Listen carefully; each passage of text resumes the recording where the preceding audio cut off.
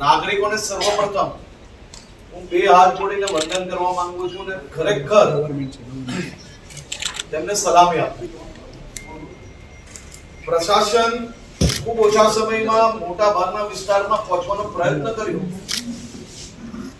જ્યાં પહોંચ્યા ત્યાં આજુબાજુના વિસ્તારના જે વિસ્તારમાં પાણી નથી એ વિસ્તારના નાગરિકો જે વિસ્તારમાં પાણી ભરાય છે ત્યાં પ્રશાસન જોડે ખભે ખભા મિલાવીને મદદ કરી. જ્યાં પ્રશાસન ના બી પહોંચી શક્યું ત્યાં એ લોકોએ પોતે આસપાસના વિસ્તારના લોકો જોડે મળીને આ અતિ ગંભીર પરિસ્થિતિઓનો સામનો કર્યો. અને આ સામનો આ કોઈ નાની સૂની વાત નથી. કારણ કે સુરતે પૂરનો સામનો તો અનેક વાર કર્યો, પરંતુ સામાન્ય રીતે જે ઉપરવાસના વરસાદના કારણે પૂર આવતું હોય છે એ પૂર ધીરે ધીરે પાણી ભરાતું હોય છે. તેથી આપણે આપણી ઇન્ડસ્ટ્રી હોય તો મશીનરી મેળવવા માટે કે બીજી કિંમતી વસ્તુઓને કઈ શિફ્ટ કરવાનો સમય મળતો હોય છે. દુકાનો હોય તો દુકાનોમાં જે કિંમતી સામાન હોય છે તેને બી ક્યાંય શિફ્ટ કરવાનો સમય મળતો હોય. પરંતુ આ વર્ષે અને આ વખતની જે સમસ્યા હતી એ સમસ્યા બિલકુલ અલગ હતી કે મિનિટોની અંદર જાણે કે હાફ ફાટ્યું હોય તે પ્રકારે કોરે કોરું, એટલે કે જે બિલ્ડિંગોમાં 1 ઇંચ બી પાણી નતું અને 15 મિનિટની અંદર 4-4, 5-5 ફૂટ સુધી પાણી ભરાઈ ગયું. એટલે આ અતિ સંવેદનશીલ પરિસ્થિતિઓ ઊભી થઈ અને આ પરિસ્થિતિઓના હિસાબે અનેક લોકોને ખૂબ નુકસાન થયું. કારણ કે ખૂબ ઓછો સમય મળ્યો ને સમયની અંદર સામાન નિકાલે કે માણસ જાન બચાવે. હવે એવી પરિસ્થિતિમાં લોકોએ આ સામનો કર્યો છે. એટલે સુરત શહેરના નાગરિકોને બે હાથ જોડીને વંદન જ કરવા પડે.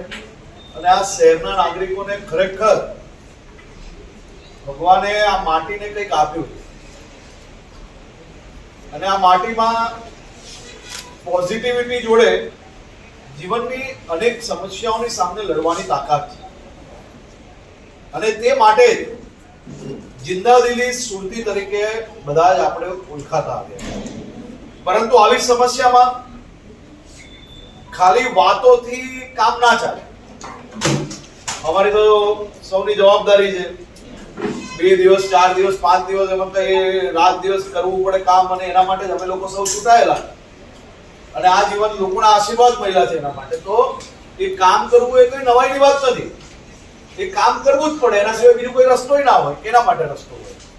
પરંતુ માત્ર કામથી નહીં, આ વખતે સમસ્યાઓ હલ થાય એવી પરિસ્થિતિ ના હોવાથી મુખ્યમંત્રી શ્રી બી એમને અંદાજો છે કે કયા પ્રકારની નુકસાની છે. પોતે એમાં કેન્દ્રીય મંત્રી શ્રી હતા, મારા સાથી મંત્રી, ધારાસભ્યો બધા જ હતા અને શહેર સંગઠનથી લઈને શહેરના બી બધા આગેવાનો બેઠા. હવે આ સમસ્યામાંથી બહાર નીકળવા માટે સરકાર કઈ રીતે લોકોને મદદગાર થઈ શકે તે માટે 72 કલાકમાં સર્વેની કામગીરી પૂર્ણ કરવાની છે. ઓલરેડી 80% જેવું સર્વેની કામગીરી પૂર્ણ થઈ છે. કોમર્શિયલ હોય, નાની ઇન્ડસ્ટ્રીઝ હોય, સંચાઓ હોય કે પછી નાની દુકાનો હોય, એમને કેટલું નુકસાન થયું હશે અને એ નુકસાનમાં સરકાર એક પેકેજના સ્વરૂપે કઈ રીતે લોકો જોડે ઊભા રહી શકે. ફૂલ નહીં તો ફૂલની પાંખડી તરીકે બી આપણે સમસ્યા આવી છે તો એ સમસ્યા સામે કઈ રીતે બહાર નીકળાય. અને એ વખતે સરકાર, ચૂંટાયેલા પ્રતિનિધિ અને જે લોકોને નુકસાન થયું છે એ તમામ લોકો જ્યારે આ સમસ્યાની સામે લડી રહ્યા છે ત્યારે એક સંસ્થા તરીકે વરાછા બેંકે એમ કહે છે ને કે આંગળી ચીંધ્યાનું પૂન, તમે તો આખો ખભે હાથ મૂકીને પુણ્ય જોડે પુણ્ય, ડબલ બોનન્ઝા પુણ્ય તમે લોકોએ કમાવવાનું. આપણા સમયે વરાછા બેંક તમારી સાથે માત્ર વાતોથી નહીં પરંતુ 5 લાખ રૂપિયા સુધીની ફ્લડ લોન આપીને કેવલ 9%માં આ લોન તમે જે ધિરાણ કરવાનું નક્કી કર્યું છે આ ખરેખર અદ્ભુત કાર્ય છે. અને મને વિશ્વાસ છે કે અનેક સામાજિક પ્રોજેક્ટો સરકારના વિવિધ ગરીબલક્ષી પ્રોજેક્ટો જે હોય છે, મધ્યમ વર્ગના નાગરિકો માટે જે પ્રોજેક્ટો હોય છે તેની રિવ્યુ બેઠકમાં હું હંમેશા જોતો હોઉં છું કે વરાછા બેંક સૌથી નંબર 1 પર રહેતી હોય છે. અને આ વખતે આ અદ્ભુત માનવતા ભર્યું કામ એ તમે લોકોએ સૌથી પહેલા ચાલુ કર્યું છે.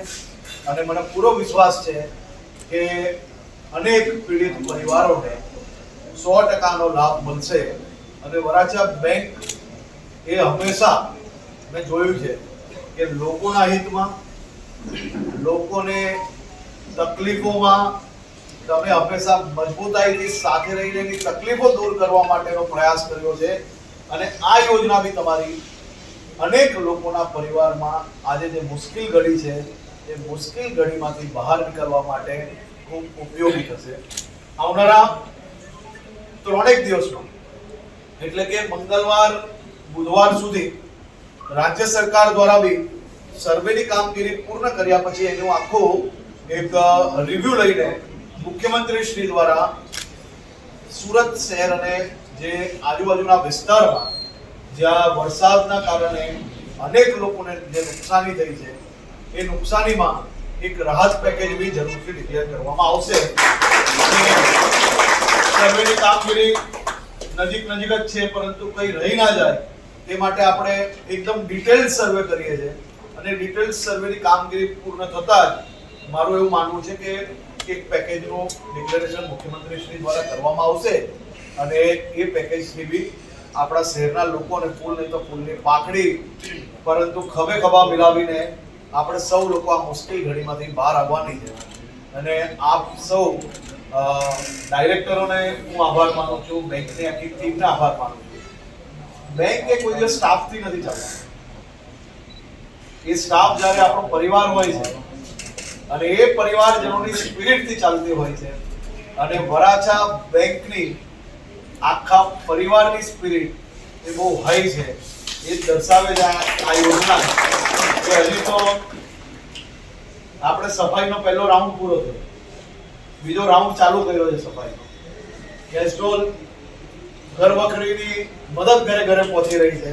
અને આ બાજુ તમે યોજના લાવીને એક બીજી મદદ તમે જે ડિક્લેર કરી છે તે બદલ બી હું આપું છું. ખૂબ ખૂબ